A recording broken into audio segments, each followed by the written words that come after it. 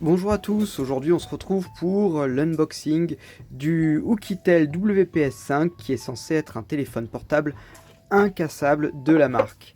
On avait déjà testé un téléphone à 69 euros, celui-ci est donc le Oukitel WP5 à 129 euros. Alors le voici, il est livré comme ça, donc c'est un téléphone qui est assez robuste, qui est fait vraiment pour les chantiers. On sent que la coque est assez costaud, la prise en main. On distingue d'abord la première encoche pour l'accrocher. Là on retrouve les logos qui nous indiquent que ça résiste à la pluie, aux taches, à la poussière, qui a une longue batterie, vu que la batterie c'est une 8000 mAh. Ce téléphone a 4 Go de RAM et 32 Go de stockage. Il est livré avec Android 9 et il a une dual SIM et il est en 4G bien entendu. Alors allons-y, nous allons l'ouvrir. Alors dessous nous avons le port USB pour le recharger qui est protégé par une petite membrane en caoutchouc.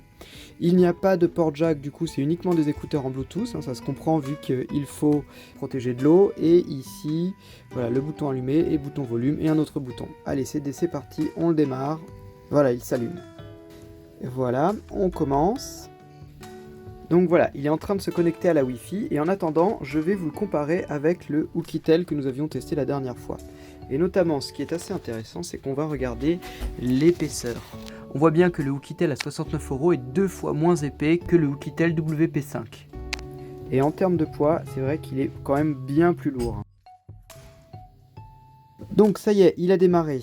Donc j'en profite pour vous rappeler que le téléphone est à la norme d'étanchéité IP68 et du coup il peut résister a priori en théorie, c'est ce qu'on donne sur la norme des téléphones IP68, il peut résister à une immersion à 1,5 m pendant 30 minutes. J'en profite pour vous indiquer que ce téléphone a un détecteur d'empreinte. Donc voilà, c'est un téléphone quand même qui est assez complet et qui est vraiment fait pour résister au choc. On voit que là les coins sont renforcés, on voit qu'ici il y a une sorte de ceinture métallique tout autour. Donc voilà, ça y est, le téléphone est configuré, il va sans doute se mettre à jour, le voilà. Alors c'est plutôt fluide, les performances sont meilleures que sur l'autre téléphone. On voit bien qu'il n'y a pas de lag, je sais pas, les graphiques ont l'air plutôt de bonne qualité. Donc c'est plutôt assez, c'est une bonne surprise pour ce téléphone-là, qui n'est pas forcément hyper puissant sur le papier, mais c'est très fluide, c'est très jouable. Je suis agréablement surpris. Donc il n'y a pas de ralentissement, les cinématiques passent bien, pas de saccade. Donc voilà, bah écoutez, moi ce téléphone là je le trouve assez intéressant. Alors la batterie a priori dure très longtemps, il est vraiment, il offre une protection aux aléas de la vie, aux aléas de la vie des téléphones.